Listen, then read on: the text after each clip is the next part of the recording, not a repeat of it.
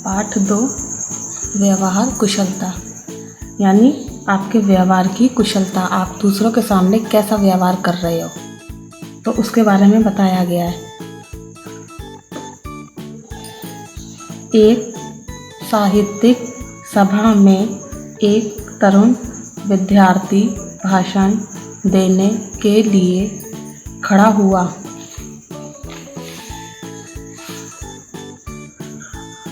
पर उसका भाषण जमा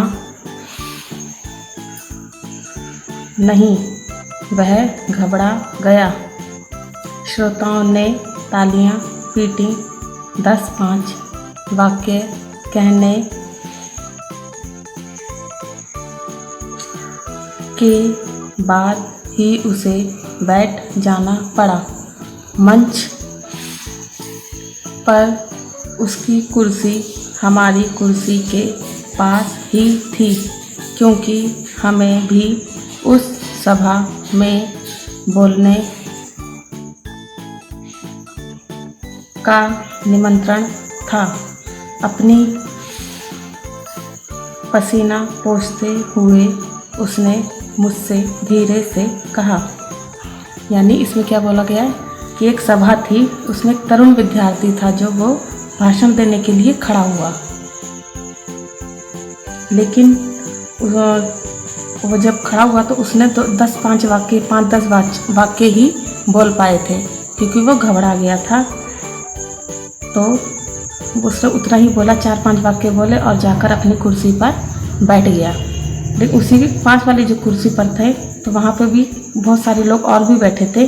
तो जो बगल वाली कुर्सी का था जो व्यक्ति था, तो उसने भी तो अब उसकी बारी थी, क्योंकि वो भी वहाँ पे, क्योंकि वो सभा सम्मेलन थी, क्योंकि वहाँ पे सबको भाषण देने आना था। तो आसपास जो लोग बैठे होते हैं, तो उसकी जिसके पास बगल में कुर्सी थी तो वो भी, उसने भी बोलने के लिए करा। तो आगे क्या है,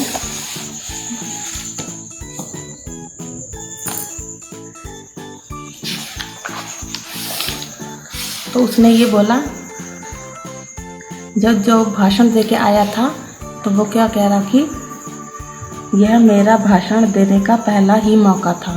क्या कह रहा था वो ये कह रहा था कि मेरा भाषण देने का पहला मौका था, इसलिए मैं स्टेज पे घबरा गया था, क्योंकि कोई भी काम हम पहली बार करते हैं तो थोड़ी सी घबराहट होती है।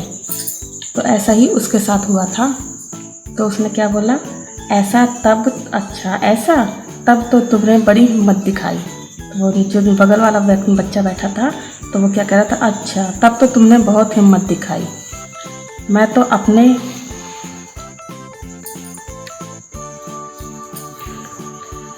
अपने पहले भाषण में मुश्किल से 3 वाक्य भी ठीक से नहीं बोल पाया था।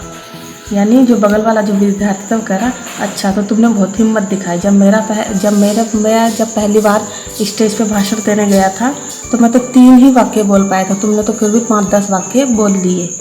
शुरू में तो ऐसा ही होता है, पर बाद में आदत होने से यह सब दूर हो जाता है। उसने बोला कि ठीक है, शुरू में तो ऐसा होता है, पर बाद में यह आदत होने से दूर हो जाती है। यानी बार बार हम अगर एक ही बात को बोलें या माइक पे बोलें या सब लोगों के सामने बोलें तो वो हमारी आदत बन जाती है और ये सब डर हमारा दूर हो जाता है। सच, वह उत्साह से बोल उठा। उसकी परेशानी बहुत कुछ कम हुई। यानी सच, वह उत्साह से बड़ा खुश हो गया और उसकी परेशानी थोड़ी सी दूर हो गई। बिल्कुल, मैंने कहा, जिन्होंने तालियां पीटी उनमें से ऐसे कितने होंगे जो तुम्हारे जैसे यहाँ खड़े होकर इतने बड़े श्रोता समुदाय का सामना कर सकेंगे।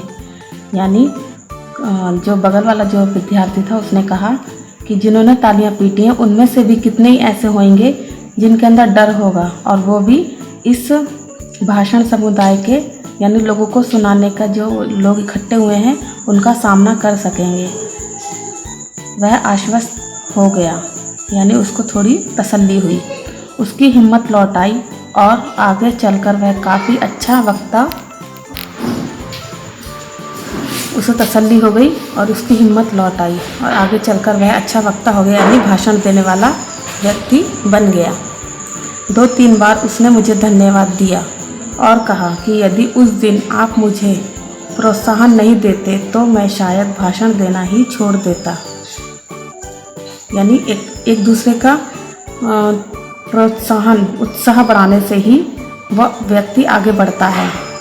तो उसने कहा कि अगर उस दिन तुम मुझे प्रोत्साहन नहीं देते तो मैं भाषण देना ही छोड़ देता। यानी मेरे अंदर इतना डर बैठ गया था।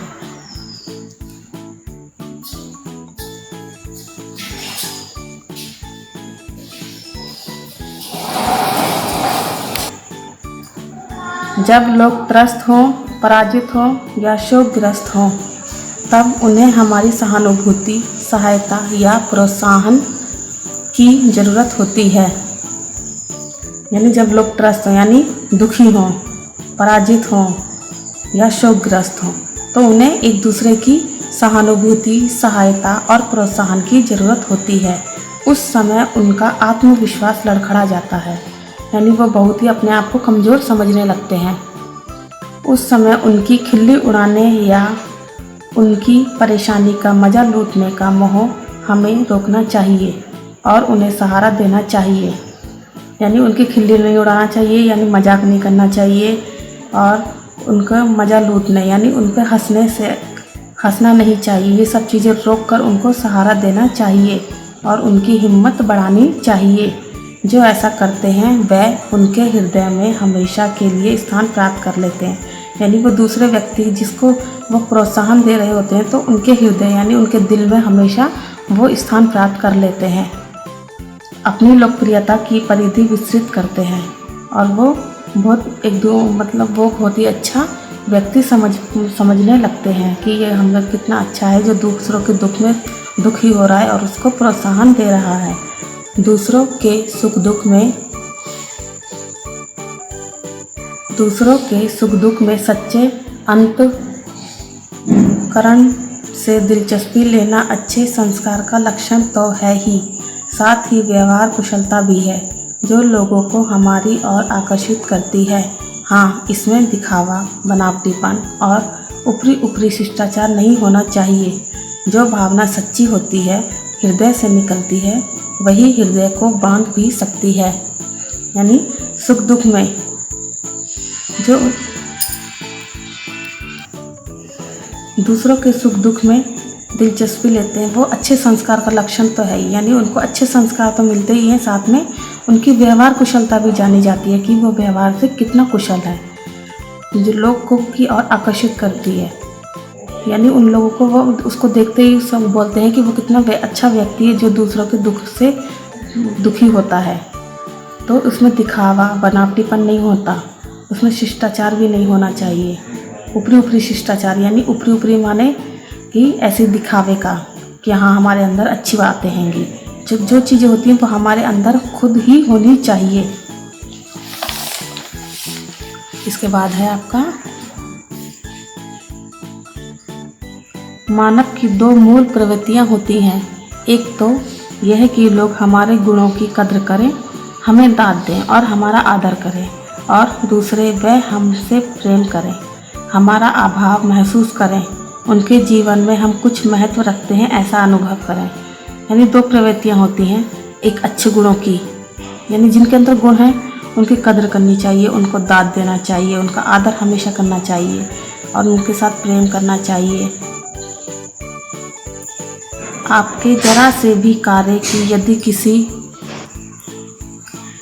किसी ने सच्चे दिल से प्रशंसा की तो आपका दिल कैसा खिल उठता है। यानी कोई भी काम हम करते हैं तो अगर कोई अच्छे मन से उस चीज़ की प्रशंसा करते हैं, हाँ देखो कितना अच्छा काम किया, तो हमें कितनी खुशी होती है। तो हम उसके पास बार बार सलाह मांगने जाते हैं और उससे मन खुश हो जाता है।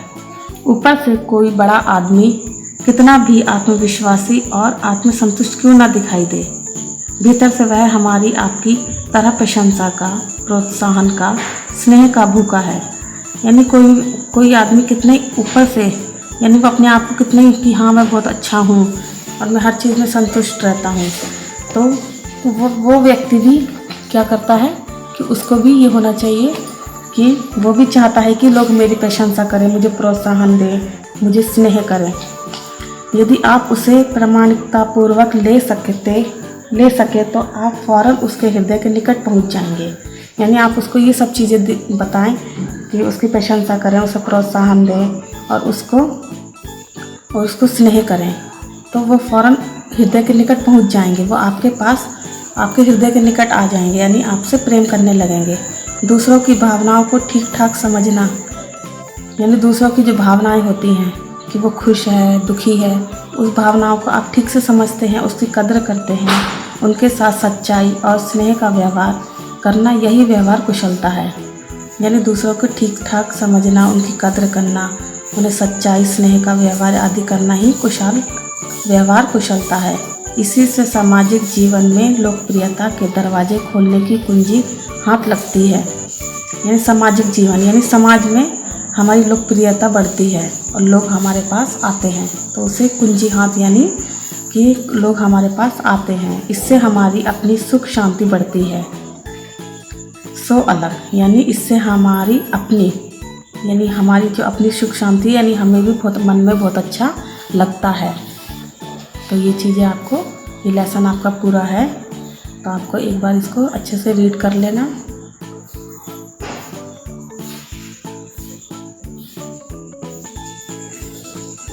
इसके बाद आपके ये कठिन वर्ड, नए शब्द। तरुण, तरुण माने नवयुवक। तरुण नाम का विद्यार्थी था, यानी वो नवयुवक था। श्रोता, श्रोता कौन होता है? सुनने वाला। आश्वस्त, आश्वस्त क्या है? जिसे भरोसा दिलाया गया हो, जिसको विश्वास दिलाया गया हो कि हाँ तुमने ये चीज़ अच्छी करी है। प्रोत्साहन, उत्साह बढ़ाना।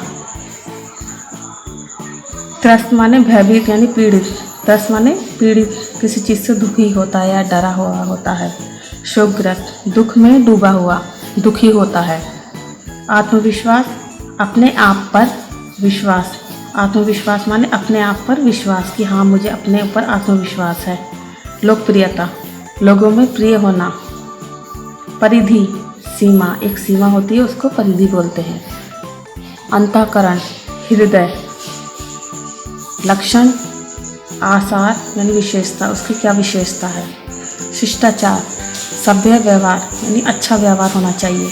मूल प्रवृत्तियाँ, जन्मजात गुण। मूल प्रवृत्तियों का मतलब है जन्मजात गुण, जो हमारे अंदर जन्म से ही पीढ़ियों से चले आते हैं। दाद, यानी प्रशंसा, दूसरों की तारीफ करना। आत्मतुष्ट, अपने आप में संतुष्ट होना। आत्मा माने आत्मा, तुष्ट माने संतुष्ट, यानी अपने आप में संतुष्ट होना। कद्र माने इज्जत। विस्तृत, फैला हुआ, बहुत जगह होता है, बहुत सारी जगह पे फैला हुआ जो चीज़ होती है उसे विस्तृत भी बोलते हैं, फैला हुआ। खिल्ली उड़ाना, हंसी उड़ाना, दूसरों का मजाक उड़ाना। इसके बाद आपका क्या है ये? सही जोड़ियाँ बनाइए। वक्ता, वक्ता माने बोलने वाला। लक्षण, विशेषताएं। परिधि, सीमा। अंतःकरण, हृदय, ये इसमें है। इसके बाद ये रिक्त स्थान है जो मैंने आपके फिल कर दिए हैं। यह मेरा भाषण देने का पहला मौका था। उसके प्रोत्साहन ने तरुण विद्यार्थी को अच्छा वक्ता बना दिया। एक साहित्यिक सभा में तरुण विद्यार्थी भाषण देने के लिए खड़ा हुआ था।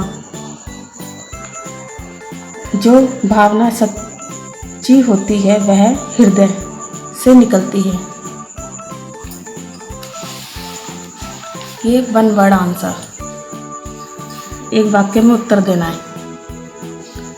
सभा में भाषण देने के लिए कौन खड़ा हुआ था? तरुण विद्यार्थी। तो सभा में भाषण देने के लिए तरुण विद्यार्थी खड़ा हुआ था। कौन की जगह क्या आ जाएगा? खड़ा हुआ था। तरुण विद्यार्थी, कौन की जगह क्या आ जाएगा? तरुण विद्यार्थी। लेखक के अनुसार मनुष्य की मूल प्रवृत्तियाँ कितनी होती हैं? 2। लेखक के अनुसार मनुष्य की मूल प्रवृत्तियाँ 2 होती हैं। कितने की जगह आ जाएगा? 2। अच्छे संस्कार का कोई एक लक्षण लिखिए। उसका है पहला ये है, एक ही लक्षण बताना है तो एक लिखेंगे। दूसरों के सुख दुख में सच्चे मन से दिलचस्पी लेना, यानी उसके सुख दुख में सच में फालतू दिखावा नहीं होना चाहिए, सच्चे मन से दिलचस्पी होनी चाहिए। विद्यार्थी के भाषण पर श्रोताओं ने तालियां क्यों पीटी? उत्साह बढ़ाने के लिए। किसका? विद्यार्थी के भाषण पर श्रोताओं ने उत्साह बढ़ाने के लिए तालियां पीटी। ठीक है।